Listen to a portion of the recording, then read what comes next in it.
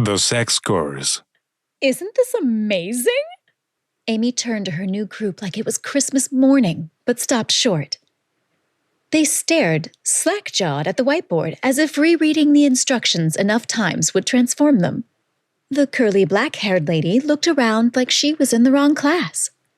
And as always, Claire was wound tighter than a Swiss watch.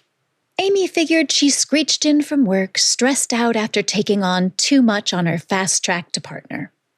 Amy had explained to Claire a million times that if she wanted to have good sex, she needed to slow down. But Claire wasn't ready to listen. So Amy had strong-armed her into this class. Let's dive right in, shall we? Amy encouraged the group. What the hell, Amy? Claire turned a ferocious glare on her friend, which Amy ignored. Claire took time to warm up to new things. Still, Claire was uncomfortable, and the other two looked equally green. Amy glanced over at the larger-than-life presence of Dr. Gwen. Her posture was calm, but her wise, large brown eyes were alert, shrewdly observing the class response and processing the room's temperature. Through Gwen's lens, Amy watched in fascination as the low grumbling in the room grew to a swell of protest.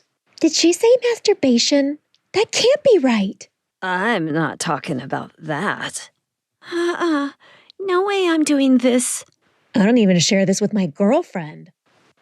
Claire's Project Up My Sex Game, January 15th. I'm no basic bitch. Claire Skalmar is one sexy badass. Yeah, right. Claire wasn't kidding anyone, certainly not herself.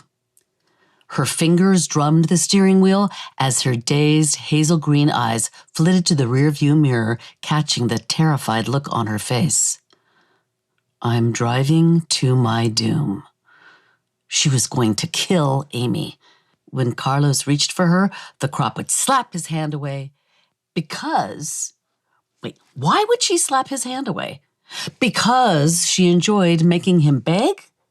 Oh, dear Lord, begging wasn't her thing, but it was the best she had. Paul looked at Amy, his face like a glazed donut. Can I kiss you first? He joked. Try me. She called his bluff. He got back to work. As she rode the multiple orgasm wave, her body told her she could push herself over the edge and have a G-spot orgasm. Indecisive, not wanting to freak Paul out, she hesitated, and the G-spot orgasm was gone. When the last blissful multiple orgasms reached its conclusion, she put her hand over her vulva and said, I'm too sensitive. No more. Did I vindicate myself? Paul looked like a kid in a candy shop, super proud of himself. You did. Without missing a beat, Dr. Gwen turned to the disruption as her cascade of long microbraids swayed over her shoulder. No cell phones or other recording devices permitted in this classroom. So please turn all your devices off or to airplane mode. May I remind you that even though you signed a release form, there are laws against videotaping someone without their consent. This is a safe space, and I will not tolerate any nonsense to the contrary. Failure to comply with this request will result in immediate removal from the class.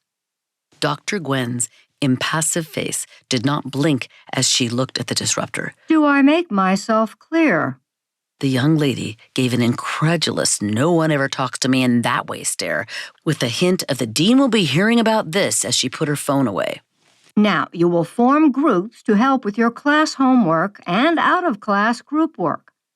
No group work, no grade. Dr. Gwen paced the front with her panther-like grace.